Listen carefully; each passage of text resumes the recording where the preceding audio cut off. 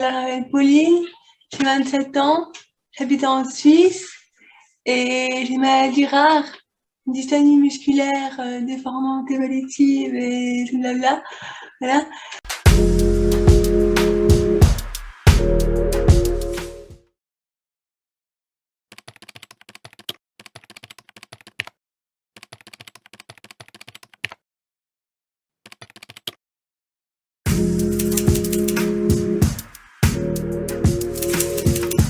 Ouais, ben, pour aider des personnes comme moi, même situation qui vivent des choses un peu difficiles. Anne, la maman de Pauline.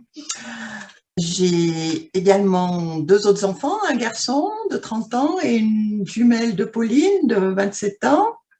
Je suis divorcée à plein temps de l'accompagnement de Pauline et puis de l'entretien de la grande maison dans laquelle nous vivons, entourée de dizaines d'animaux. Ouais. Et puis, je souhaite témoigner parce que oui, mon parcours de vie peut peut-être aider des parents qui apprennent la maladie d'un de leurs enfants et puis arrivent dans un chemin vraiment inconnu. Donc, peut-être que mon expérience peut permettre d'éviter certains écueils et puis de trouver des solutions plus rapides à des problèmes qui peuvent apparaître. Voilà.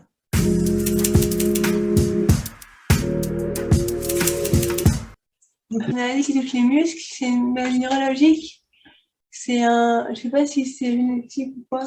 Ça peut être génétique, mais moi on n'a pas trouvé. Pour moi, du coup, on ne sait pas si c'est génétique ou pas. Et ça se traduit par des mouvements volontaires et puis beaucoup de mouvements involontaires, oui. Oui, puis avec le stress, ça accentue beaucoup. Avec on n'attend pas, c'est beaucoup plus. Du coup, c'est difficile quand on a du monde et tout.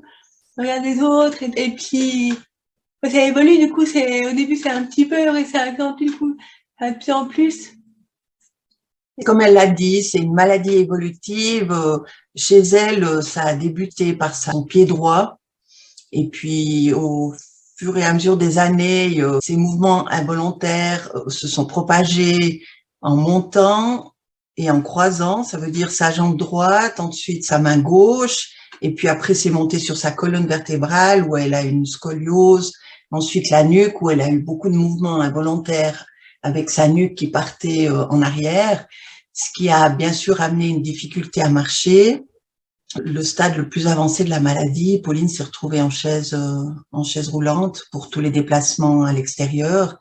À la maison, elle a toujours réussi, en se tenant un peu aux parois ou comme ça, à se déplacer seule.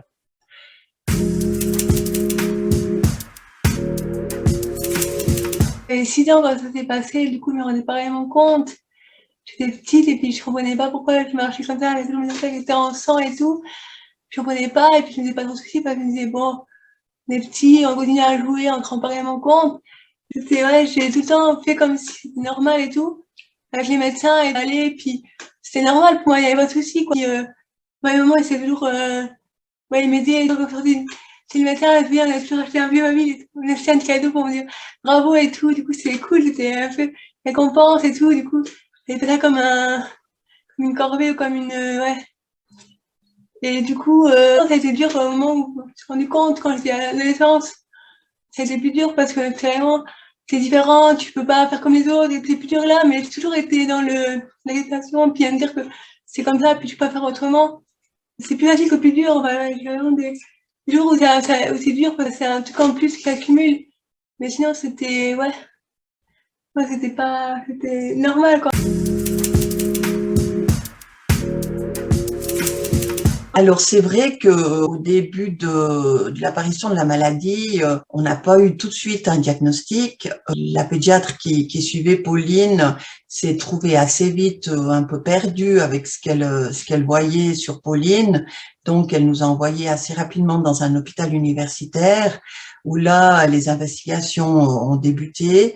Et puis, je crois qu'il a fallu à peu près 2 ans pour arriver à mettre vraiment le nom de dystonie musculaire sur la maladie.